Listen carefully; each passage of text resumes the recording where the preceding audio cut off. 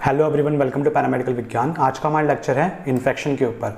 आज के लेक्चर में हम जानेंगे कि इन्फेक्शन क्या होता है, इन्फेक्शन को हमने कैसे क्लासीफाई करा है, इन्फेक्शन कौन कौन से टाइप्स का होता है, आपका सोर्स क्या होगा इन्फेक्शन का, मोड ऑफ ट्रांसमिशन होता है कैसे है इन्फेक्शन आपका, आखिर ट्रांसमिट कैसे होता है, और हमारे इन्फेक्शियस डिसीज़ जो होगा, यो डिसीज़ हमारा जो इन्फेक्शन से होता है उसको हम इन्फेक्शियस डिसीज़ कहते हैं।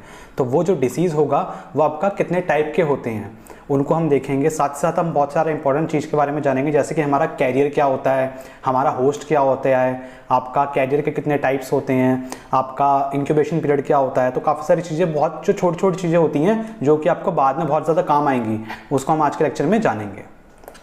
तो देखते हैं इन्फेक्शन के बारे में क्या होता है। इन्फेक्शन की definition: infection refers to the invasion, establishment and multiplication of harmful organism such as bacteria, virus, fungi and parasite within the tissue of the host organism.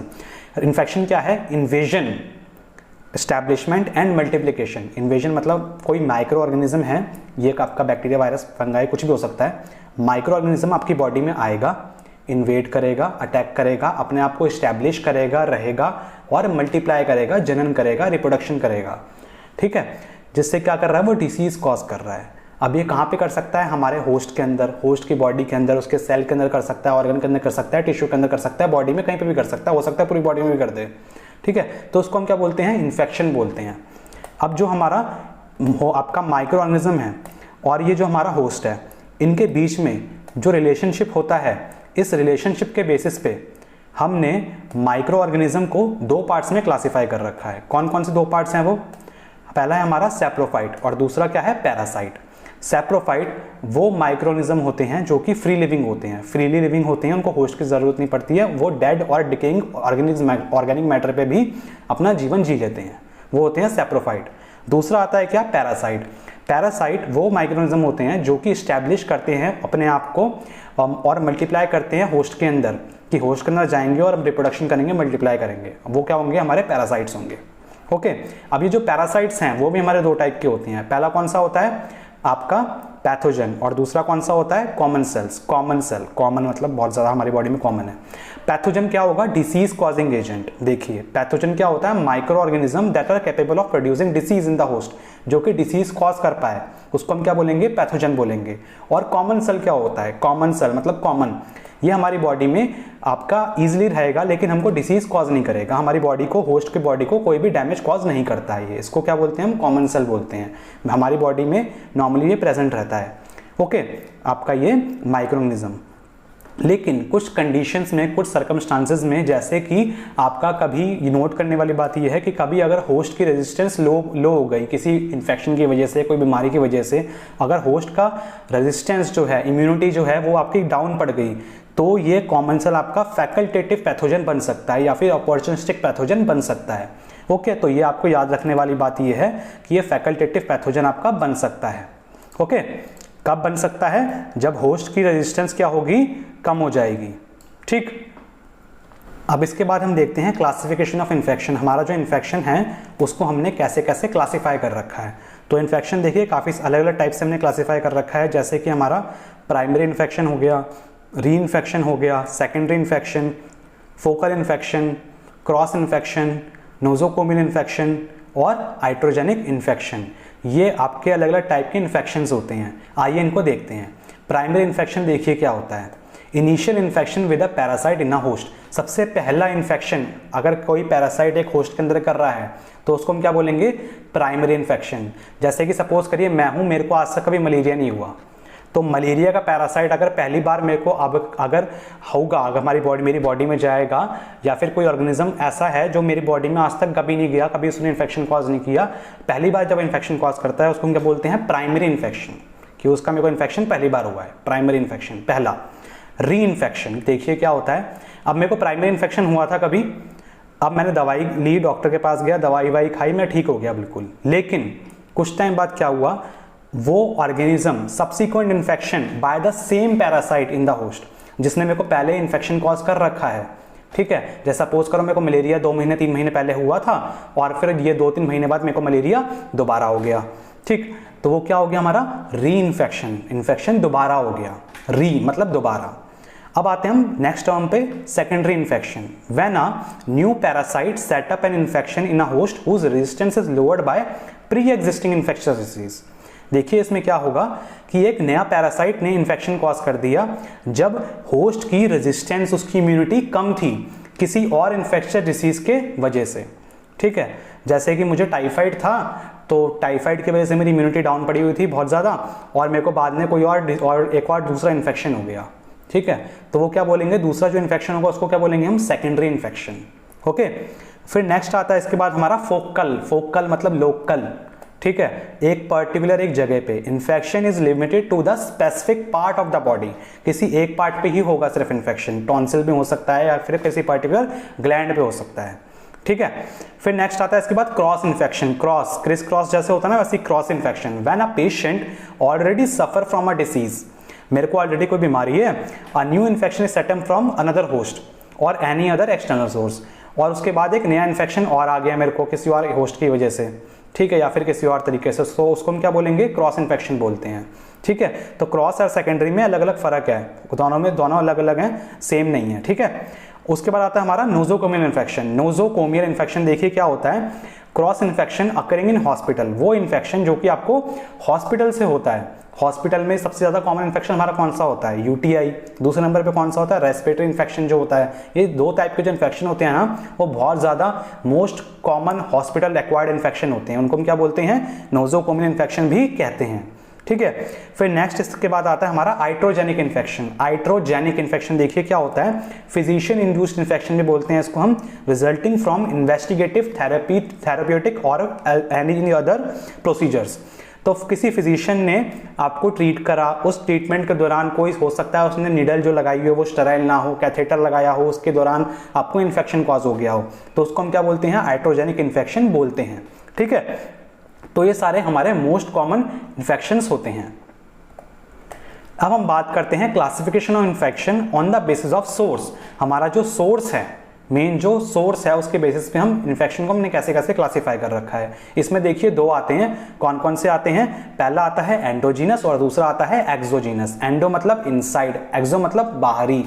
अब मैंने बताया था आपको कि इसमें देखिए क्या होता है, पहले देख लेते हैं। This type of infection originate from microorganism that are already present in the host body. तो इन्फेक्शन किसकी वजह से होगा, ये ओरिजिनेट होगा वो उन माइक्रोनिज्म से जो कि हमारी बॉडी में ऑलरेडी प्रेजेंट है। अब यानी कि कॉमन सेल की बात हो रही है इसमें। ठीक है, जो हमारे कॉमन सेल हैं वो हमारी बॉडी में नॉर्मली रहते हैं, लेकिन जब हमारी इम्यूनिटी कम हो जाती है तो वो पैथोजेनिक अपना रूप दिखा देते हैं, तो हमारे लिए पैथोजेनिक हो जाते हैं, वो फैकल्टेटिव पैथोजेनिक हो जाते हैं, फिर अपॉर्चुनिस्टिक पैथोजेनिक हो जाते हैं। तो ये वाले जो इन्फेक्शन होंगे जो हमारी बॉडी में से ही रेजिस्टेंस कम होने की वजह से हमारी बॉडी में उसने इन्फेक्शन कॉज कर दिया एज अ फैकल्टेटिव या फिर अपॉर्चुनिस्टिक पैथोजन, उसको हम क्या बोलते हैं, एंडोजिनस इन्फेक्शन कहते हैं। अब आता है हमारा एक्सोजिनस इन्फेक्शन। एक्सो मतलब बाहर से। अब आपका this type of infection comes from the sources outside the host body. Host की बॉडी में आपका पैरासाइट पहले से नहीं था, बाहर से आया, उसके बाद उसने इन्फेक्शन कॉज करा, उसको क्या बोलेंगे हम, exogenous infection. It occurs when the external microorganism which may include bacteria, virus और fungi enter the body। तो आपका बाहर से कोई माइक्रोनिज्म की बॉडी में आया और उसने इन्फेक्शन कॉज कर दिया, अंदर से नहीं था, कॉमन सेल नहीं था, उसने बाहर से आके इन्फेक्शन कॉज करा, तो कौन सा हो गया, हमारा एक्सोजिनस इन्फेक्शन। अब देखिए classification of infection based on clinical effect. Clinical effect यानी कि आपके साइन और सिम्टम्स, उसके बेसिस पे हमने इन्फेक्शन को कैसे कैसे बांट रखा है।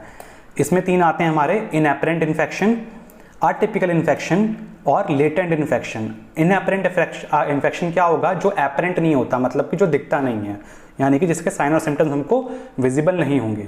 देखिए क्या होता है ये, ऑल्सो नोन एज सब क्लिनिकल और असिम्टोमेटिक इन्फेक्शन।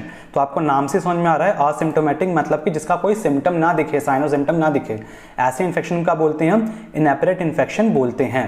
ठीक है, तो उसमें कोई प्रॉपर हमको साइन और सिम्टम्स किसी एक बीमारी का हमको नहीं दिखता। A typical infection in this the typical or characteristic clinical manifestation of a particular disease are not present। तो इसमें क्या होगा, वो इन्फेक्शन होता है ये जिसने आपको एक पर्टिकुलर डिसीज का साइन और सिम्टम हमको नहीं दिखता है, उसको हम क्या बोलते हैं, अटिपिकल इन्फेक्शन। कि आप देख के नहीं बता सकते या फिर वो सिम्टम्स के थ्रू आप नहीं बता सकते कि आपको एक ये वाला इन्फेक्शन ही है। ठीक है, तो उसको हम क्या बोलते हैं, अटिपिकल इन्फेक्शन कहते हैं। इसके बाद नेक्स्ट आता है हमारा लेटेंट इन्फेक्शन। लेटेंट मतलब छुपा हुआ। सम पैरासाइट फॉलोइंग इन्फेक्शन में remain in the tissues in the latent और हिडन फॉर्म।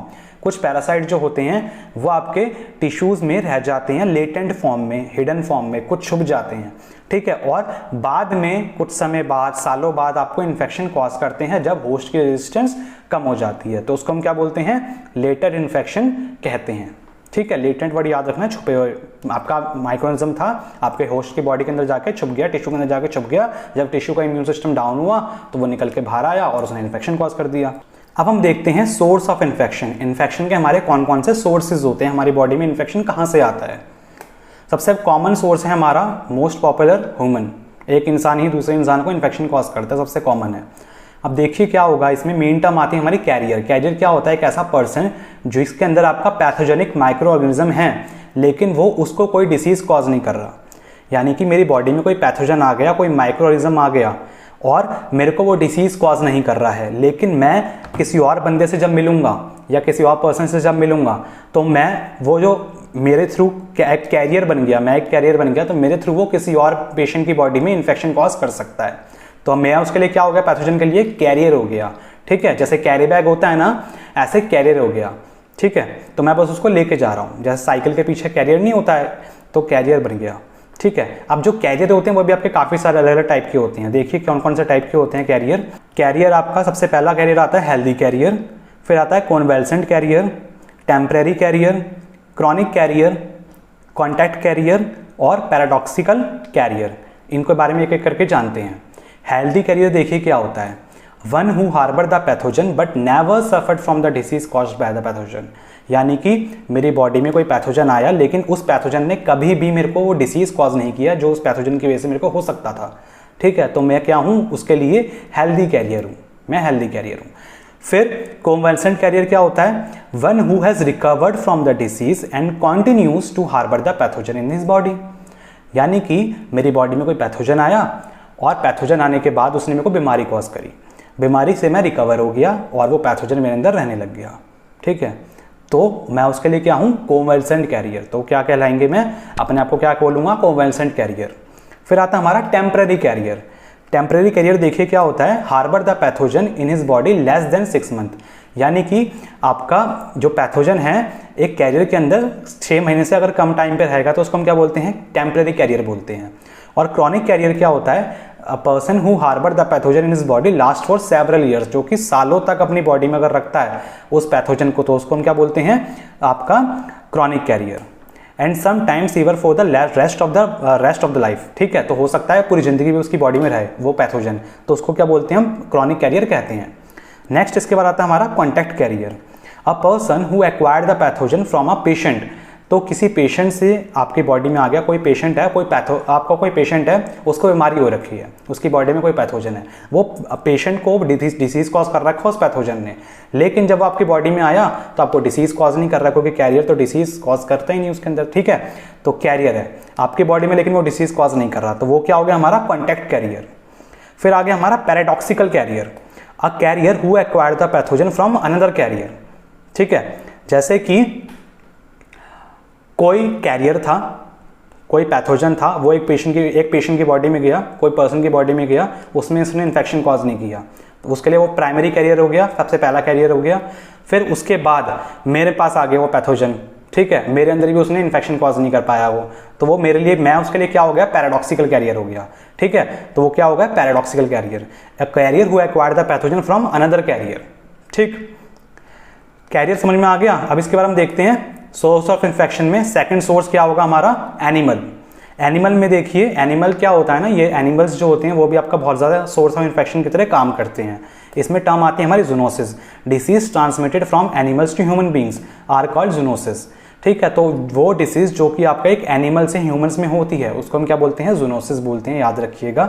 रिजर्वायर होस्ट क्या होता है, animals that harbour the same species of parasite as man are known as reservoir host.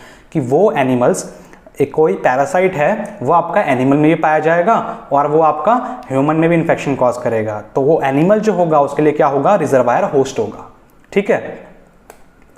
अब देखिए इंसेक्ट्स के बारे में बात करते हैं हम। इंसेक्ट्स में देखिए ब्लड सकिंग इंसेक्ट्स में transmit pathogen to human beings. The disease so called arthropod borne disease.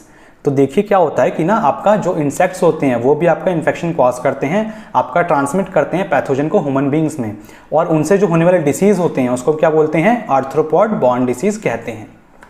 Vector क्या होता है, इंसेक्ट्स जैसे कि mosquito, ticks, lights, mites, fleas, lice, ये सब क्या है, हमारे वेक्टर्स होते हैं जो कि आपका इन्फेक्शन को ट्रांसमिट करते हैं। उसको क्या बोलते हैं, हम वेक्टर्स बोलते हैं इन इंसेक्ट्स को। ओके, अब वेक्टर देखिए, वेक्टर जो होते हैं वो भी हमारे दो टाइप के होते हैं, मैकेनिकल वेक्टर और बायोलॉजिकल वेक्टर। मैकेनिकल वेक्टर देखिए क्या होता है, mechanical vector such as flies pick up the pathogen on the outside of their body. ठीक है, अपनी बॉडी के भारी कोई, उसके पंख पे चिपक गया कोई पैथोजन, उसके पैर कहीं पे बैठी वो, आप तो देखते ही हो कि आपके जो वेक्टर्स होते हैं, इंसेक्ट्स होते हैं, वो काफ़ी अलग जगह पे आपके बैठते हैं। ठीक है, गंदी गंदी जगह पे, तो उसमें क्या होगा, पैथोजन भी हो सकता है, इन्फेक्टेड पैथोजन उधर बैठा, वो उसके पैरों पे चिपक गया, तो उसके बाद आपके आप खाने पे चला गया या फिर डायरेक्ट आपकी बॉडी में आ गया, तो उसको उससे क्या हो गया, हमारा मैकेनिकल वेक्टर हो गया वो। ठीक है, आउटसाइड देयर बॉडी वो पैथोजन है, उस इन्फेक्शन, वो जो इन्फेक्शन कॉज कर सकता है पैथोजन, वो उस इंसेक्ट की बॉडी में नहीं गया। ठीक है, बाहर उसके बाहर बॉडी के आउटसाइड रहा। ठीक है, outside of their body and transmit them to the new host like humans through physical contact. तो फिजिकल कॉन्टैक्ट बना के वो उसमें इन्फेक्शन कॉज कर रहा है। इसके बाद नेक्स्ट आता है हमारा बायोलॉजिकल वेक्टर। बायोलॉजिकल वेक्टर जैसे कि हमारे मॉस्क्यूटो और टिक्स कैरी करते हैं पैथोजन को अपने अंदर। ठीक है, कि पैथोजन पहले उसके अंदर जाएगा, उस पैथोजन क्या होगा, सबसे पहले उसके अंदर जाएगा, उसके बाद हमारे बॉडी में जाएगा। सबसे कॉमन एग्जांपल इसका मलेरिया वाला ले लो, जैसे कि आपका जो इसका प्लाज्मोडियम होता है, प्लाज्मोडियम आपका जो पैरासाइट होता है वो पहले आपके एनोफिल्स मॉस्क्यूटो को आपको इन्फेक्शन कॉज करेगा। ठीक है, उसके उसकी बॉडी में जाएगा। अब जो उसकी बॉडी में जाएगा, अब जब वो हमारे को काटेगी उसके बाद क्या होगा, हमको इन्फेक्शन हो जाएगा। तो पहले उसकी बॉडी के अंदर गया, ठीक है, उसके अंदर गया, उसके बाद हमारी बॉडी में आया। ठीक, तो क्या हो गया हमारा, ये बायोलॉजिकल वेक्टर हो गया जो हमारा एनोफिलस मॉस्क्यूटो है। ठीक है, अब हम बात करते हैं इंक्यूबेशन पीरियड की। इंक्यूबेशन पीरियड हमारा क्या होता है, the time between exposure to a disease causing agent and the onset of sign and symptoms of a disease. यानी कि वो टाइम जब आपका डिसीज कॉजिंग एजेंट यानी कि हमारा कोई पैथोजन आपका बॉडी में गया था और उसने साइन और सिम्टम्स दिखाना चालू करे, उसके बीच का जो टाइम होगा। ठीक है, मेरी बॉडी में पैथोजन गया, उधर से टाइम नोट करा, और मेरी बॉडी में जब साइन और सिम्टम्स शो होने चालू हुए, उसके बीच में इतने भी टाइम हो सकता है, 3 दिन लग सकते हैं, 7 दिन लग सकते हैं, 10 सेकंड भी लग सकते हैं। ठीक है, कुछ भी हो सकता है।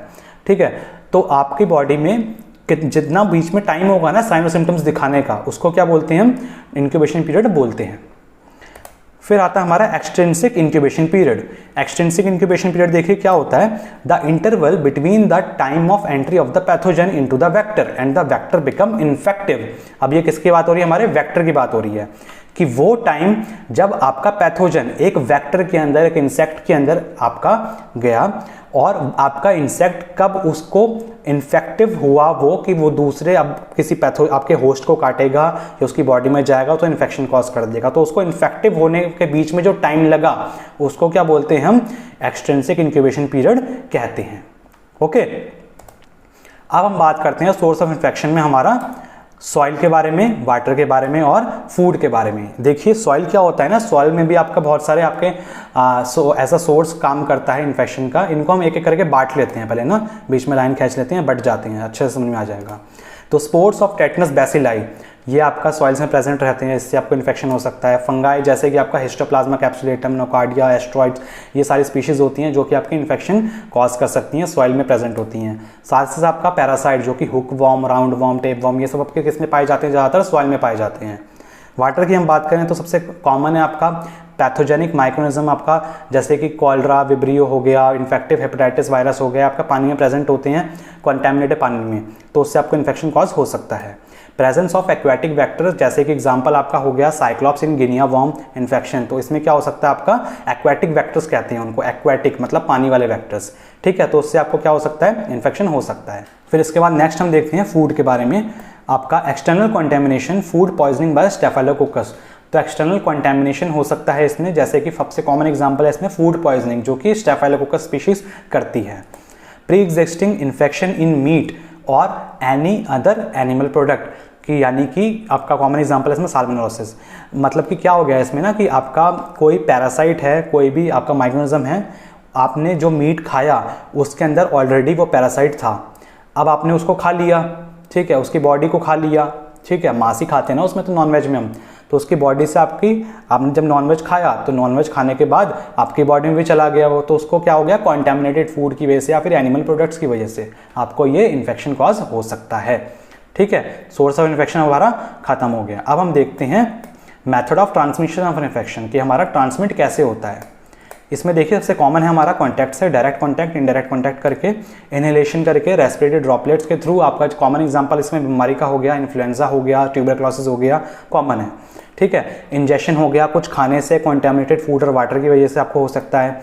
इनॉकुलेशन की वजह से, जैसे कि आपने देखा होगा वैक्सीनेशन के टाइम पे आपकी बॉडी में कुछ पैथोजन का पार्ट डाला जाता है या फिर पैथोजन डाला जाता है जिससे आपकी बॉडी इम्यून सिस्टम आपका एक्टिव हो जाए और उसके खिलाफ एंटीबॉडीज जनरेट कर ले, फाइट करने के लिए तैयार हो जाए। तो वो क्या है, इनॉकुलेट कर रहे हैं हम, लेकिन इन्फेक्शन तो कर रहे हैं ना, लेकिन वो हमारे कंट्रोल में इन्फेक्शन होता है। ठीक है, आपका इंसेक्ट्स, मैकेनिकल और बायोलॉजिकल वेक्टर, मैंने बताया अभी कि मैकेनिकल वेक्टर क्या होता है, बायोलॉजिकल वेक्टर क्या होते हैं, वो भी आपका इन्फेक्शन कॉज कर सकते हैं, इंसेक्ट्स भी। इसके बाद हमारा कंजेनाइटल भी होता है, तो आपका अगर के मदर को है तो उससे बेबी को भी हो सकता है। इसमें क्या होता है, वर्टिकल ट्रांसमिशन बोलते हैं इसको हम। तो some pathogens are able to cross the placental barrier, तो कुछ पैथोजन जो होते हैं वो क्रॉस कर सकते हैं प्लेसेंटल बैरियर को, प्लेसेंटा जिससे आपकी माँ से बेबी की जो नली होती है वो जुड़ी होती है, ठीक है, और उससे सारा खाना पीना जाता है बच्चे को, तो पैथोजन जो हो सकता है उससे ट्रांसफर होकर बेबी में चले जाए, उसको इन्फेक्शन कॉज कर दे। ठीक है, और टेरेटोजेनिक इन्फेक्शन क्या कहते हैं, infection that have potential to cause birth defect or development abnormalities in the foetus when they occur during pregnancy. यानी कि प्रेगनेंसी के दौरान अगर माँ को कोई इन्फेक्शन हो जाए, ऐसे पैथोजन जो हैं वो कुछ पैथोजेंस होते हैं जो कि अपने आप में ऐसी क्षमता रखते हैं कि अगर प्रेगनेंसी के टाइम पे वो हो जाए इन्फेक्शन, तो जो बेबी होगा उसकी डेवलपमेंट में दिक्कत ला सकते हैं या फिर उसको अच्छे से वो डेवलप नहीं कर पाएगा या फिर उसमें बर्थ डिफेक्ट भी हो सकता है। ठीक है, तो बेबी आपका अच्छे से नहीं हो पाएगा, तो उस टाइप के इन्फेक्शन क्या बोलते हैं हम, टेरेटोजेनिक इन्फेक्शन कहते हैं। आइट्रोजेनिक और lab infection during the administration of injections, lumbar puncture और कैथेटराइजेशन। तो आपका जब इंजेक्शन दे रहे हैं, लंबर पंचर कर रहे हैं, बोन मैरो एस्पिरेशन कर रहे हैं, कुछ भी कर रहे हैं, कैथेटराइजेशन कर रहे हैं, यानी कि आपका आइट्रोजेनिक मतलब कि फिजिशियन की गलती की वजह से या फिर आपका हॉस्पिटल की वजह से आपको क्या हो गया, आइट्रोजेनिक आपको यानी कि इन्फेक्शन कॉज हो गया उस दौरान, तो उसको क्या बोलते हैं हम, आइट्रोजेनिक इन्फेक्शन कहते हैं। ओके, अब हम देखते हैं टाइप्स ऑफ इन्फेक्शियस डिसीज, यानी कि इन्फेक्शन से होने वाले डिजीज कितने अलग अलग टाइप के होते हैं। देखिए, इन्फेक्शियस डिसीज जो होगा उसको हमने दो पार्ट्स में क्लासीफाई कर रखा है, लोकलाइज्ड और जनरलाइज्ड। ये दो टाइप के हमारे इन्फेक्शियस डिसीज होते हैं। Localised infection are confined to a specific area or organ of the body. Local मतलब पर्टिकुलर किसी एक एरिया में, पर्टिकुलर एक ऑर्गन में, उसी में ही आपका क्या करेगा, इन्फेक्शन कॉज करेगा, उसको क्या बोलेंगे हम, localized infection. They do not spread to other part of the body, आपके बॉडी के दूसरे पार्ट में स्प्रेड नहीं होता ये infection. Symptoms and science of the localized infection are typically limited to the site of infection. तो जिस area में इन्फेक्शन है उसी जगह पे आपको ज़्यादातर हो सकता है कि साइन और सिम्टम दिखें उसी एरिया में, बाहर आपको ना दिखे, उसके अलावा किसी और ऑर्गन में या फिर किसी और पार्ट में आपको उसके साइन और सिम्टम शो ना हो। जनरलाइज्ड की बात करें हम, तो generalized infection are also known as systemic infection. तो इनको हम क्या बोलते हैं, सिस्टेमिक इन्फेक्शन भी कहते हैं। Spread through out the body, ये पूरी बॉडी में फैलता है, तभी इसका नाम जनरलाइज्ड है। ठीक है, दे अफेक्ट मल्टीपल ऑर्गन्स और organ system and can lead to more wide spread symptoms. तो आपका एक से ज़्यादा ऑर्गन्स को भी आपका इन्फेक्शन कॉज कर सकता है, ऐसे इन्फेक्शन, जनरलाइज्ड इन्फेक्शन, और काफ़ी अलग अलग टाइप के बहुत ज़्यादा इसके साइन और सिम्टम्स आपको देखने को मिल सकते हैं। अब हम देखते हैं कुछ इंपॉर्टेंट टर्म्स के बारे में। सबसे पहला है बैक्टीरिया, यानी कि circulation of bacteria in the blood. आपकी बॉडी में अगर आपकी ब्लड के अंदर सर्कुलेट कर रहा है बैक्टीरिया, तो उसको क्या बोलेंगे हम, बैक्टीरिया बोल देंगे। सेप्टिसीमिया, बैक्टीरिया सर्कुलेट भी कर रहा है और सर्कुलेट करते के साथ साथ आपका क्या कर रहा है, मल्टीप्लाई भी कर रहा है हमारे ब्लड के अंदर, और कुछ आपका जहरीले पदार्थ बना रहा है, टॉक्सिक प्रोडक्ट्स बना रहा है, तो उसको क्या बोलेंगे हम, सेप्टिसीमिया कह देंगे। फिर आता है हमारा पाइमिया, मल्टीपल एब्सेसिस आपका बेसिकली क्या होता है ना, पाइमिया आपका जो पायोजेनिक बैक्टीरियाज होते हैं यानी कि पस फॉर्मिंग बैक्टीरिया, ठीक है, वो क्या करते हैं, इन्फेक्शन कॉज करते हैं आपकी बॉडी के अंदर, आपकी पूरी बॉडी में इन्फेक्शन कॉज कर देंगे, मल्टीपल एब्सेसेस कॉज करते हैं यानी कि कलेक्शन ऑफ पस पूरी बॉडी में हो जाता है, उसको हम क्या बोलते हैं, पाइमिया बोलते हैं, ठीक, पूरी बॉडी में जब पस पड़ जाता है। अब हम देखते हैं infectious disease depending on their spread in their community. तो अपने कम्युनिटी के बेसिस पे, अपने एरिया में, अपने ग्लोबल रीजन में, शहर में, देश में, उसके बेसिस पे हमने इन्फेक्शियस डिसीज़ को कैसे बांट रखा है। ओके, तो इसमें 3 आते हैं हमारे, एंडेमिक, एपिडेमिक और पैंडेमिक। एंडेमिक यानी कि हमारा एक आपके कुछ एरियाज़ में ही होगा ये, ठीक है, ज़्यादा नहीं फैलेगा, कुछ एरिया में होगा, उसको हम क्या बोलते हैं, एंडेमिक डिसीज़ कहते हैं। फिर आता है हमारा एपिडेमिक। एपिडेमिक मतलब कि एक एरिया में आपका बहुत ज़्यादा हो रहा है, उसको हम क्या बोलते हैं, एपिडेमिक बोलते हैं, मतलब कि डिसीज़ जो है आपका बहुत ज़्यादा वाइडली फैल रहा है, उसको क्या बोलेंगे, एपिडेमिक बोलेंगे। और हमारा पैंडेमिक क्या होता है कि वो काफ़ी ज़्यादा देशों में फैल गया, काफ़ी सारे देशों में फैल गया, उसको क्या बोल देंगे हम, पैंडेमिक कह देते। तो स्टूडेंट्स, हमारा छोटा सा लेक्चर था, छोटा तो नहीं था, बड़ा लेक्चर था हमारा इन्फेक्शन के ऊपर। आपने आई होप कि काफ़ी कुछ सीखा होगा इन्फेक्शन के बारे में आज, और आपका कोई भी डाउट नहीं बचा होगा इस वीडियो को देखने के बाद इन्फेक्शन के बारे में। अगर आपका कोई क्वेश्चन है तो आप कमेंट बॉक्स में कमेंट करके बता सकते हैं, अपना फीडबैक भी दे सकते हैं। मिलते हैं हम नेक्स्ट वीडियो में, तब तक के लिए बाय बाय।